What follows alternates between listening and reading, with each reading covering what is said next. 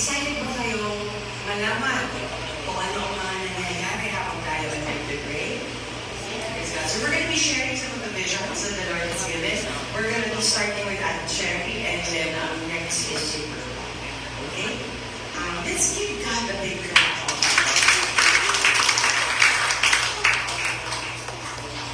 To those watching, thank you for praying. And for those who are hindi pa nagpe-pray, let's keep on praying for the Philippines. Good evening. I think mas maganda, bilisan ko lang, I will share first, the very first vision that we're taking about the Philippines. Na-share ko yan one time sa isang Tuesday Revivalist training. But hindi naman tayo lahat nandun. And for the sake of those who are watching yan, para may tindihan nila. Palapit na ng election, the church was already in intercession for our country because kahit pa paano may idea naman talaga tayo ng kondisyon ng ating bansa. So we were praying and the Lord gave me a vision. Sa unang vision, that was March 25 here at church, I saw a woman na naka-apply for chain na isipin. And then, sinabi ng Lord sa akin, ang nakahawak sa chain na yan ay ang principality. Mahabang usapan yun, pero at least sa ngayon, hindi muna sabihin ko. Ang principality na nag-rule, na may legal rule sa ating bansa. Demonic entity, okay, na may legal hold sa ating bansa because of the sins. And ang tawag doon ay ang spirit of harlotry or prostitution. Sa akin, na ang makakabali lang ng chains na ito, ang makaka-centerfield is si Jesus na bilang kanyang doktor sa pamamagitan ng story, which is ang salita ng Panginoon. Tapos, the next day, I went back to my prayer, he gave more. The vision was not the same. Babae na may blindfold na may chains, but this time, Buddhist siya. Hindi ko lang alam anong month na siya na Buddhist. Tapos, nakakagulat din is, ang dami-dami na niyang anak, iba-ibang ages. Here's the explanation to that first two visions. It's simply the Lord gave me na ang spiritual condition ng ating bansa is that of parang isang puta.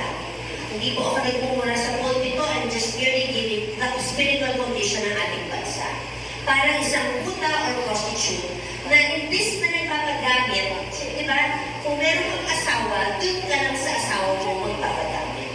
At para sa body of Christ, we wait na tayo ay parating gagamitin lamang na ating group, which is ang Panginoon Jesus. Okay? So, sa situation na yan is, dahil siya nagpupunta, nagpapagamit siya sa iba-ibang lalaki. In our, in this, pero sa situation na to, hindi literal na lalaki. Okay? Maaaring ibang bansa, maaaring Diyos-Diyosa, kung ano-ano pa. In other words, hindi niya sinusunod ang kagustuhan ng bridegroom natin na si Jesus. Okay? Ang explanation lang po ng mga anak na nandyan na, yun po ang nakikita na natin na mga problema na naipanganak na nag-exist na sa ating bansa. May mga kanya-kanyang pangalan sila, iba-ibang edad, which means nagsimula iba, may nito, naiintindihan niya, naiintindihan, iba-ibang taon. Okay? Nandyan yung anak ng pangalan, si corruption, si drug addiction, si sexual immorality, kung ano. Okay? Ano naman yung nasa anak niyan? Okay? These are demonic babies. Hindi ito ibig sabihin na ang mga demonyo pinapanganak. No. It's just symbolic na mayroon pa na brewing. Okay? May brewing na ganun din mga anak. Na kapag ito yung pinanganak, sabi ko, Lord, bakit meron ng anak na korupsyon? May nakikita pa akong anak na baby or fetus na korupsyon. Sabi niya, dahil kapag yan ipinanganak pa, mas matindi ang korupsyon, ang hold ng spirito or kasalanan korupsyon sa bansa. Sa gets natin. So, sabi niya that time, magdasal tayo. And we did that once here. Pero actually, alam ko, kulang. Sabi ko, sa laki ng problema, and we are talking about the nation Philippines, may kulang pa dyan. And then, so, that was March. And here we are now, we are in October, okay? Habang tayo ay nag-fasting and pray, ang ganda talaga nangyari because na talaga siya para sa gusto niyang gawin sa Pilipinas. Binigyan po tayo ng iba-ibang klaseng prayer points, di ba po? At ano ang point natin dito sa sabi ni Pastora, we will pray for repentance. Sa bawat hour na ibinigay mo, ang itong pag-pray mo, anong kasalanan? At actually, yun yung mga kasalanan na nakita ko sa vision sa una. Now, while I was praying, October, kahapon po ng madaling araw, my time is 4 to 5. Nagtataka ko 1:30, nagis niyo po. Sabi ko, aga naman, bakit feeling ko fresh na ako, tulog ko ulit. So, ginising na naman ako ng Lord. Sabi ko, parang may sasabihin ng Lord. So I sat, I prayed, and this time, He gave me again the vision of the woman. Okay? Yung dating ganyan na babae, okay? This time nakita ko siya, wala siyang chains, okay? Tapos butas to. Ma-imagine niyo yan siya, butas. Tapos dugo-dugo, syempre. Then the next scenario, sinara ni Jesus, tinahin niya. Okay? The next scenario is eto na. Dinala si yung babae, nasa recovery room. Ang itsura niya, mahina na siya. Na-imagine naman natin siguro kahit sino na inoperahan, di ba? Surgery to eh. Talagang mahina pa siya, resting, trying to recover. Si Jesus ang nakita ko, nakasama niya doon, bilang the great physician. Si Jesus ang gumawa sa spiritual na abortion. Okay? Tapos sa mission, hindi ko na nakita yung mga maliliit na anak. The next scenario, si Jesus, pinigay niya sa arms ni Daddy Lord si Pilipinas. Okay? Actually, nahirapan akong gawin ko sa Gemini. Minsan pang ayos mo sa pinaprop ko. But yes, this is the closest already that na nakita ko. Pinatong niya sa arms ni Daddy Lord. Pinatong niya si Pilipinas. Pero siya, makikita mo talaga na parang awang-awa siya. Hinahagod-hagod niya. At love na love niya yung babae. Okay? So what is this explanation? Jesus is the great physician. Sinabi niya sa akin sa unang vision, it is by my word, the sword, that can kill, release her from this bondage. At di ba sa ating bawat prayer point, ang daming scripture. Sabi pa namin, feel free to look for more scriptures na magagamit mo para ipang-parepet sa kasalanan na yun and ipang-declare. So nakita ko butas. Okay? Kapag nakita nyo ang isang sugat na ang butas, kasi nakita ko dugo, ito sa ugly side. And it's the same with the condition of the Philippines right now. Sa unang tingin natin, ang dami makita sa Facebook, and my friend kanina, nagdidismaya na ako sa bansa natin.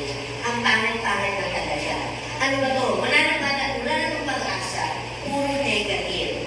But the point of the Lord is, when a spiritual surgery is done, it doesn't look nice. Marami ma-expose. Na-expose yung buong laman niya eh. Marami ma-expose, madugo, masakit, mahirap, magastos pa nga. So, di ba yan ang nangyayari sa Pilipinas ngayon? So, he is encouraging, saints, people of the Philippines, do not be, do not feel that what you're seeking is already, yan na lang. I am doing something really good. I'm doing a spiritual abortion. And then, sinara niya. Okay? And syempre, kahit sino na nasa recovery room, hindi natin na-expect na ang lakas kaagad. In fact, she is still, sabi ko nga doon, she's still very vulnerable. So, ang role natin says, we need to be up to date. Pag may napansin tayong bagong news na ito ganun pa rin, or ito may bagong problema, we come to Christ in prayer and repent for our country. Because that's how natatanggalan ng legal hold ang mga demonic entities sa ating bansa when we are standing in the gap for our country. And then, sabi pa ng Lord, do not expect na painless ka na sa recovery mo. Di ba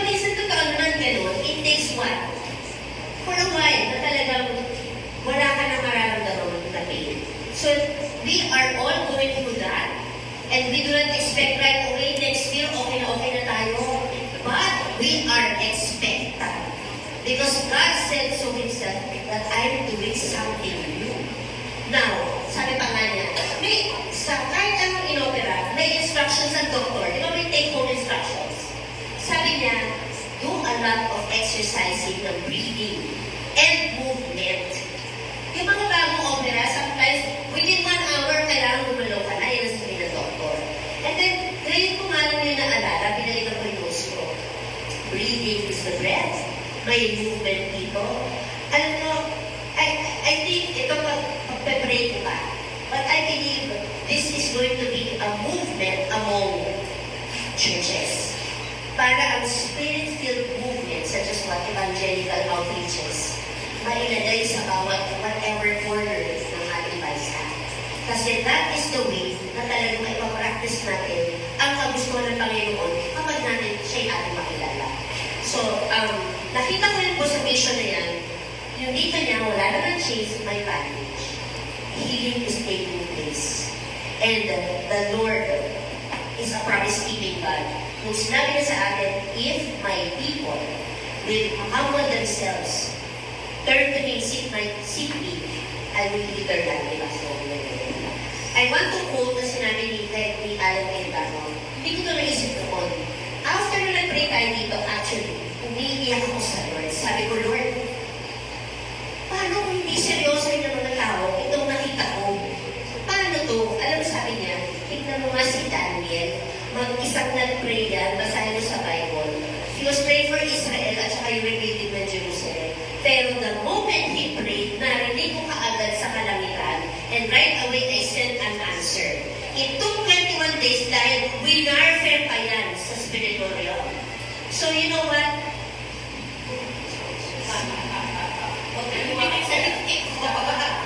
Huwag tayo mag-discourage. May pinupuntahan talaga ang panalangin natin. It was so powerful. I have learned in this fasting and praying. Ang laki ng responsibility natin sa mahal natin bansa. Mahalin natin to. You know what? I'm going to start telling people, don't feel bad about our country. Don't hate our country. Our country is our beloved country.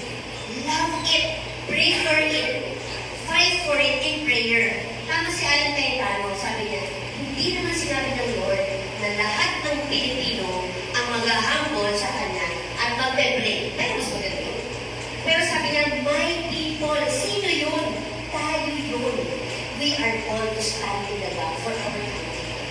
And ito na, we are going to see it in the future, ang fruits ng lahat ng ginagawa.